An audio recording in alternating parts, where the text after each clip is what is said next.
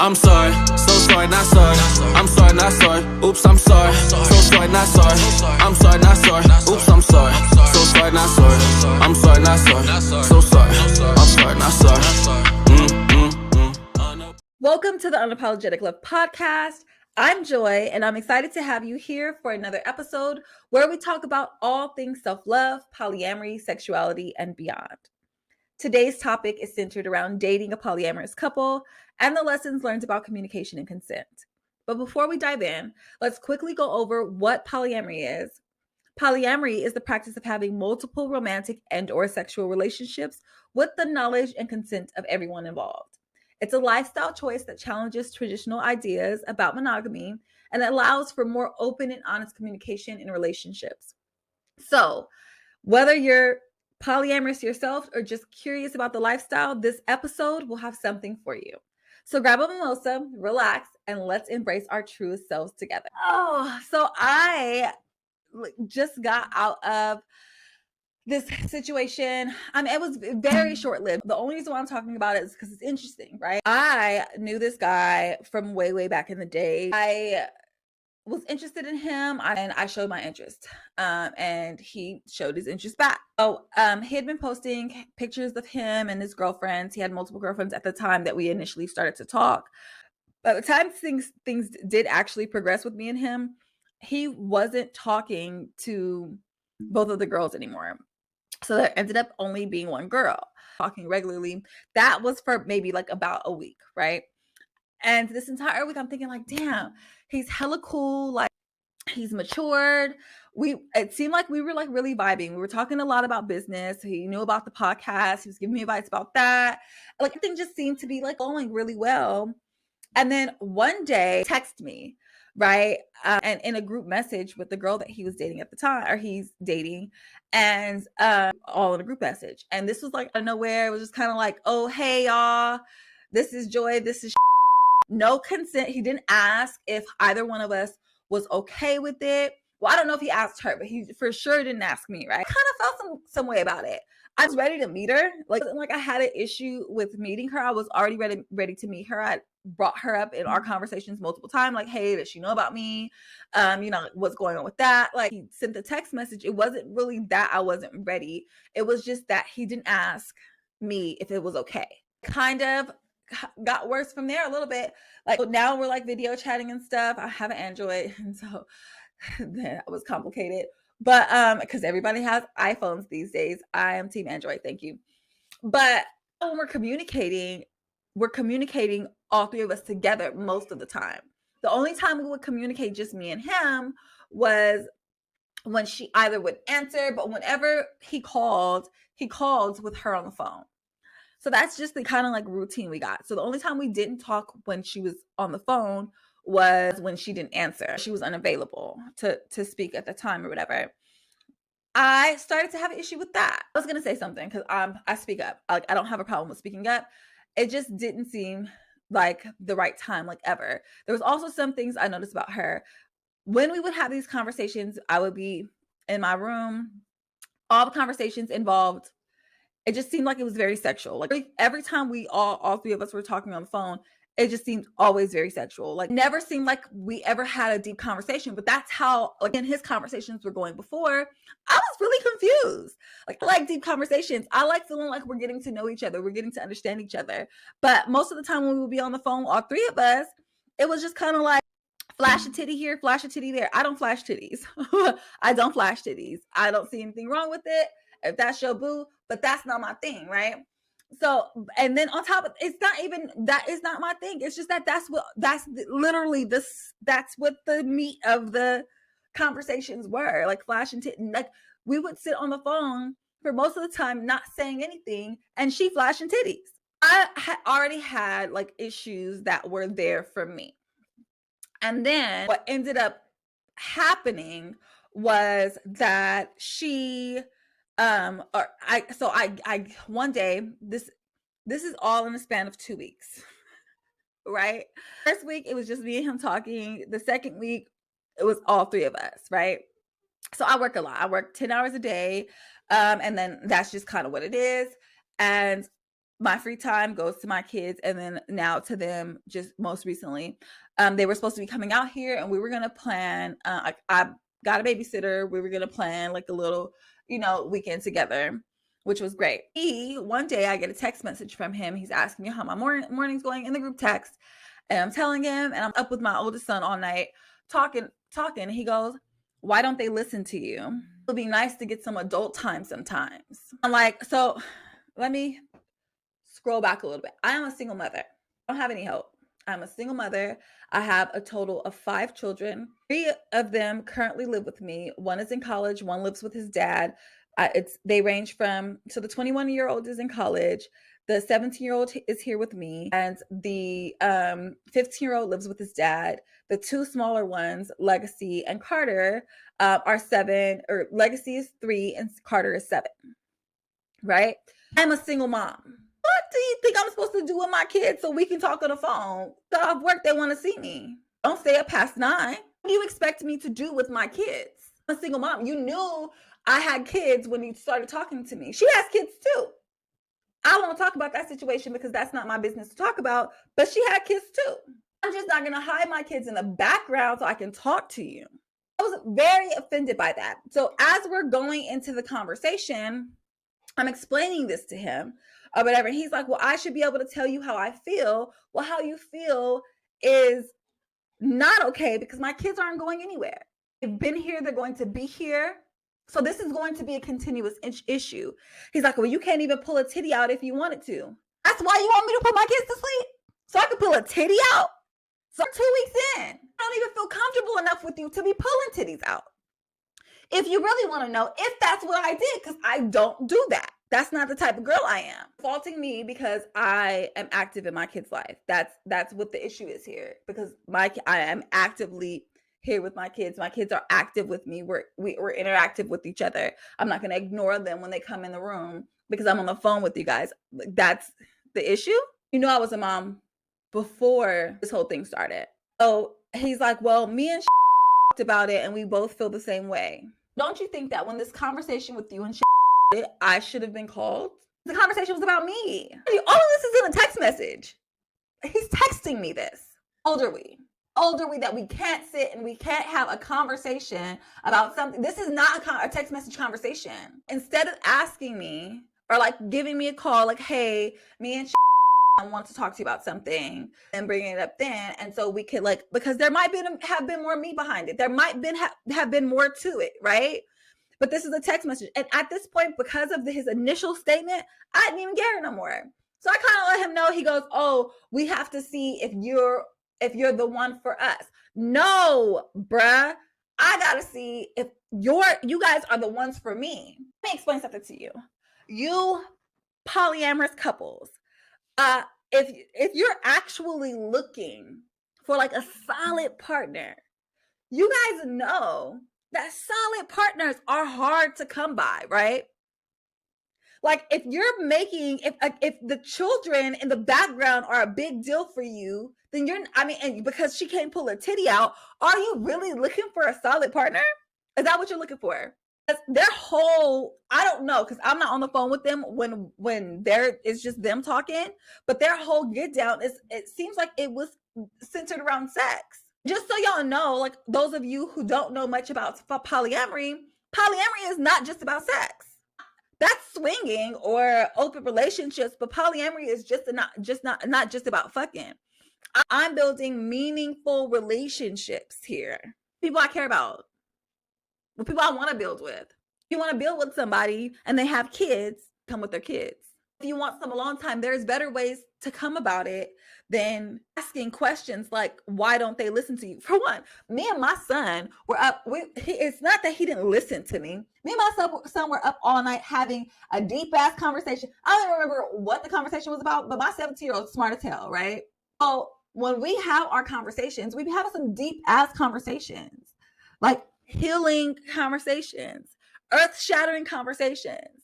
We talk about the growth journey. He's like literally, I probably have like a handful of people that I could have these deep conversations with, and my son is one of them. If we begin to start like a dope ass conversation, I'm not gonna stop him and send him what? I just can't. The whole point of this episode is about consent in polyamorous relationships. It's consent and communication in polyamorous relationships. I feel like that situation was a huge lack of just the introduction to me and her, period, lacking consent. There was a few things that were happening that were lacking consent. It was partly I was going to talk to him about it. We didn't even get to a chance for me to talk to him about my issues because I was so appalled by that. There was no point in me bringing up my issues because I already decided I wasn't going to deal with the situation. I didn't want to talk to him no more, or her for that matter. But that's a whole nother story. But like, I want to talk to him about like my boundaries, like not being okay with only being on the phone with the two of them. Because if this is the type of situation we're going to have, I don't want it. I want to build a relationship with each individual partner. I want to talk to him on the phone sometimes by myself because that's who I know. That's who me and her can engage in conversations as well because I'm getting to know her. But it's going to be a little bit different than the time that I spend on the phone with him because I actually know him, right? And we have a connection and we have something to talk about. Me and her didn't have much to talk about. I had come to the point where I wasn't even interested in her because I don't know this. I don't know. But to me, it seemed like she didn't have a bright thought in her head. I wasn't interested in her. You know, I like deep, meaningful connections. I like to feel like we can talk.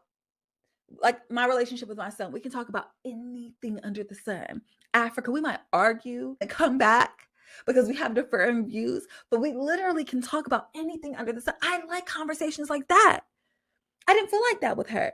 Conversations would be so dull about what we were going to wear tomorrow, how you're going to wear your hair tomorrow, like that. It wasn't about like future goals or thing. There was no sustenance to the situation.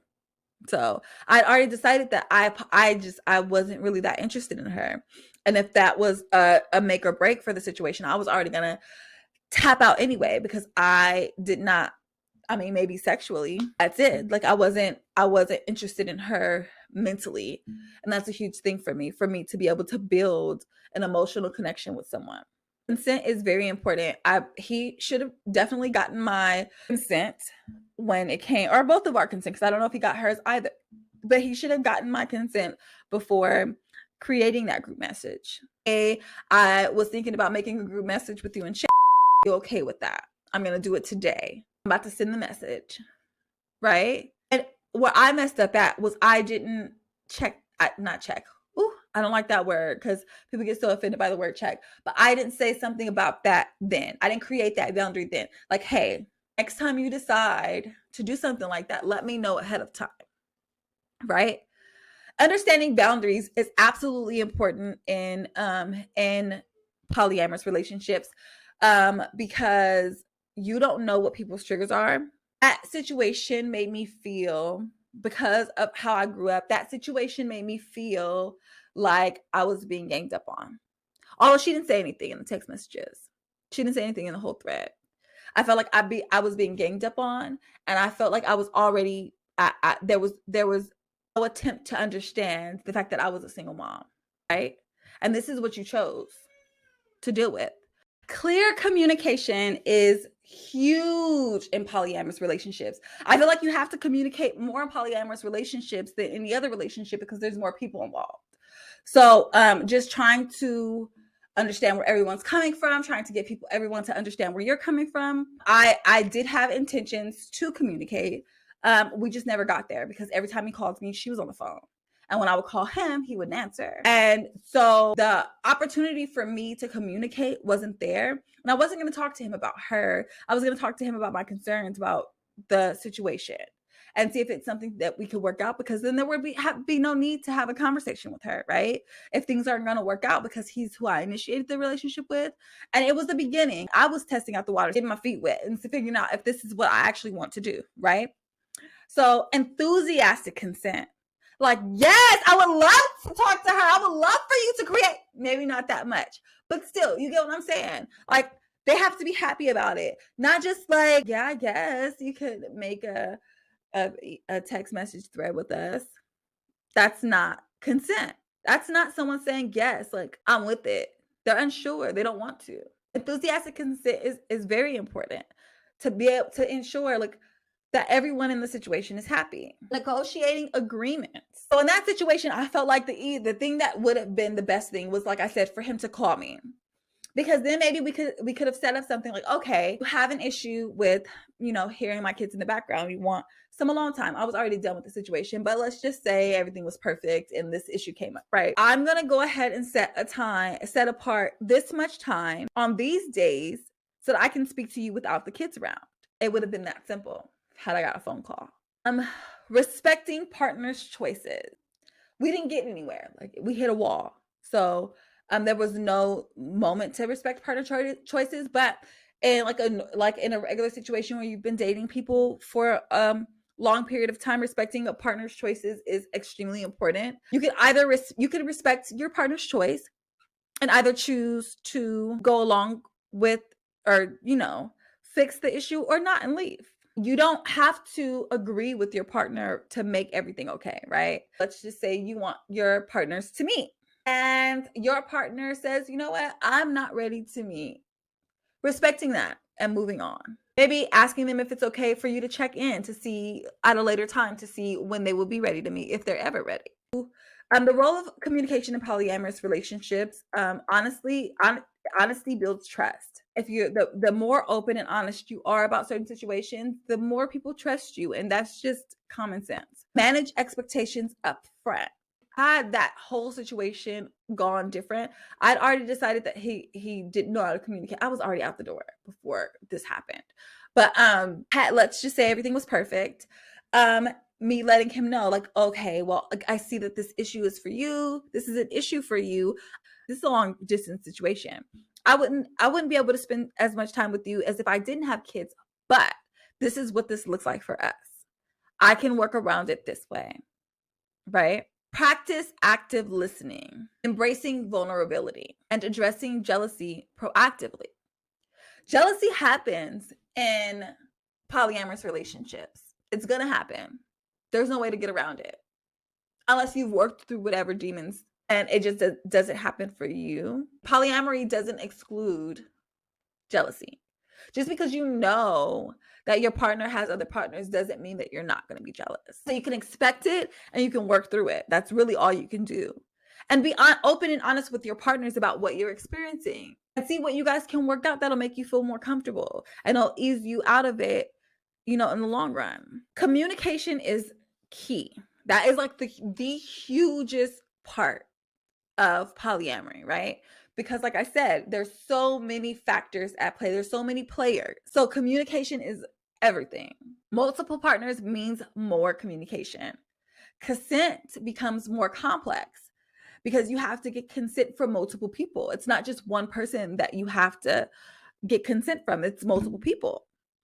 So just because she consented, if she doesn't consent, then if I consent to the text messages, but she doesn't consent to the text messages, then the text messages don't happen, right? Monogamy has clear boundaries. And that's only because there's only two people at play. So with more people at play, it can get lines can get a little squiggly. Polyamory requires more negotiation because there are more people at play. Both of polyamory and monogamy require open communication. You have to be able to communicate in any relationship. That's relationships with your children. That's relationships with your mom, your dad, your friends. Every relationship requires open communication. Monogamy can also have power dynamics. It's not just polyamory. So what I have learned from this experience is that I definitely need to speak up more. I don't think that I speak up as much as I should and as quickly as I should. When I saw that I wasn't getting what I needed, I should have been vocal about that. Well, when I saw that I wasn't going to be able to communicate it on a one-on-one level, I should have just said it. I don't like discussing things in groups, but I think that things that I needed to say should have been said regardless because it was involving all parties. So I could have done that differently. I did learn one big thing I learned for me is that I don't want to date couples. That is what I learned from this experience. I don't want to date couples. I don't like that whole hierarchical thing.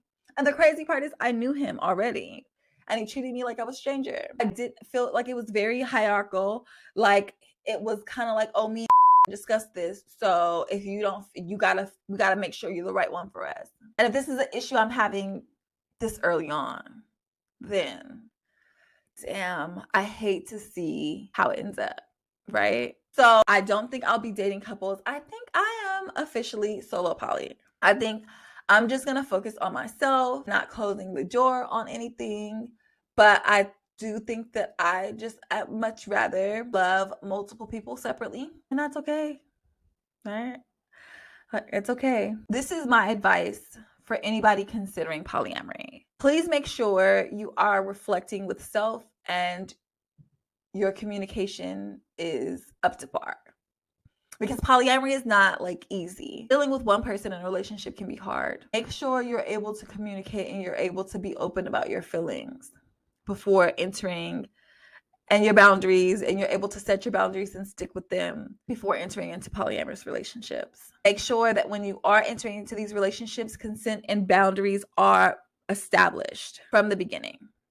Don't wait, right? And if you're already in a polyamorous relationship and you haven't set boundaries, do it now. Your expectations and your needs should always be clear. Don't hold your tongue and like let shit fly over your head like, oh, well, maybe I shouldn't make a big deal. Maybe I'm tripping. No, because you guys can figure that out together, honestly. If you guys talk through it and walk through your whole process and how you're feeling and all of that, like that's something you guys can figure out together, whether or not you're overreacting. Your feelings are valid. Be open to learning and growth. I feel like if you are ready for polyamory, growth is inevitable. Seek out resources and support. I am a resource and support. I am a polyamorous love coach. I'm a polyamorous relationship and dating coach. So, I mean, you can seek out support here. There are also other polyamorous dating and relationship coaches.